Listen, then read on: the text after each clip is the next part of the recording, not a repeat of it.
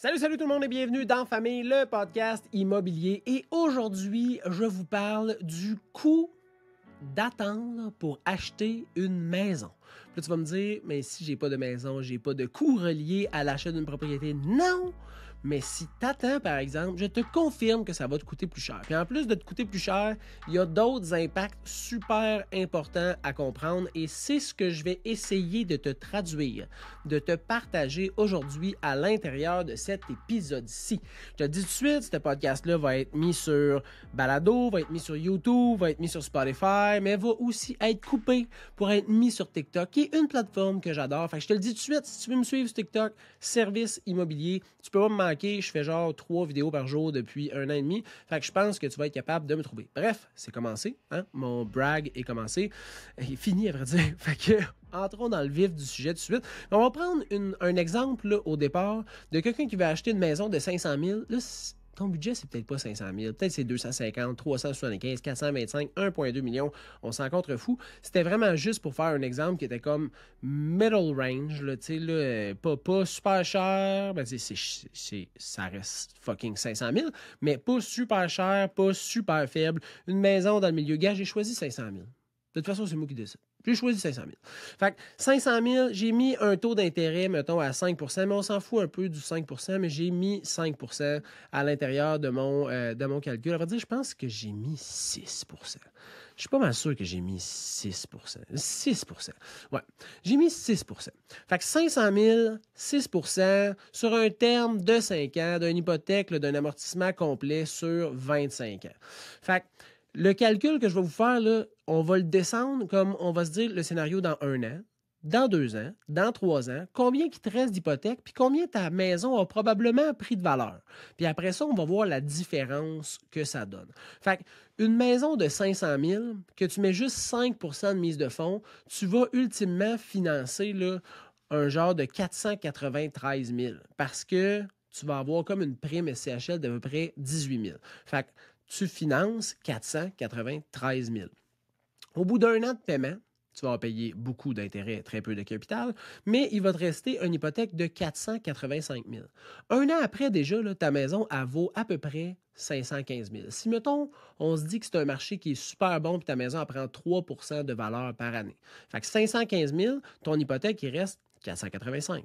Un an de plus, fait que 2 ans après ton acquisition, il te reste 475 000 d'hypothèque, mais ta maison en vaut 530 000. À peu près 530 450, je pense.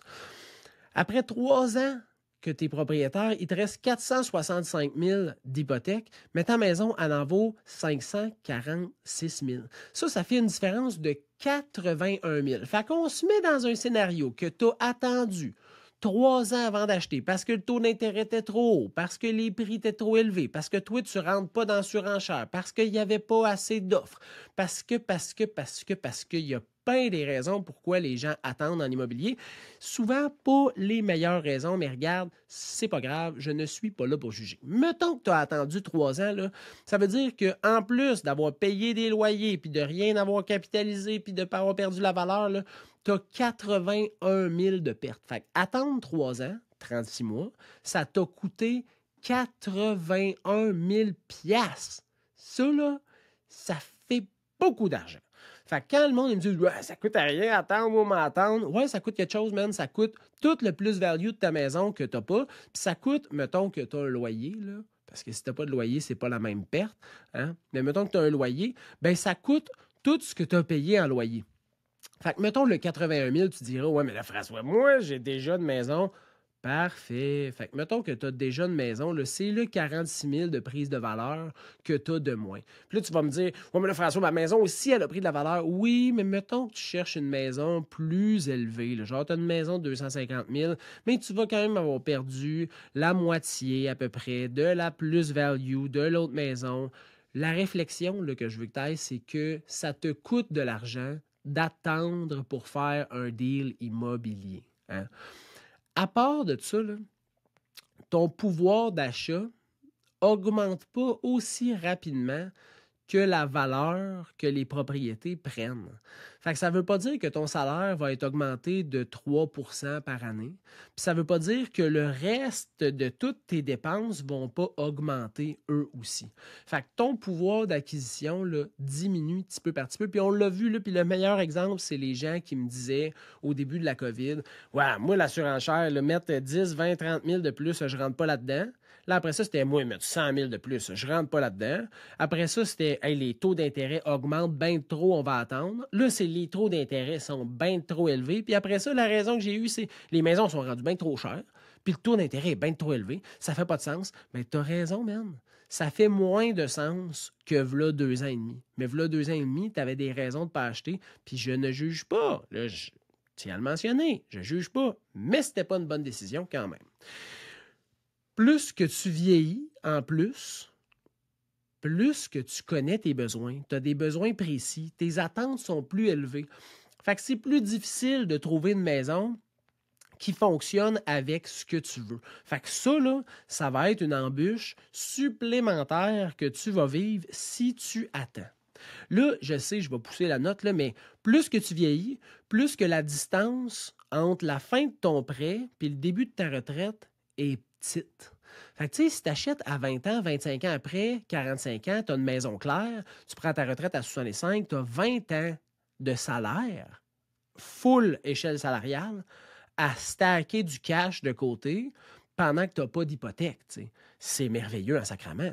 Si tu achètes à 35 ans, rajoute 25 ans, il reste juste 5 ans avant ta retraite. Échelle salariale full élevée à stacker du cash. Fait que tu comprends bien que plus que tu attends, moins tu as la capacité d'avoir un faible paiement avec un fort revenu pour mettre de l'argent de côté. Fait que c'est une réflexion. Je viens de penser à ça. Un magicien de la réflexion.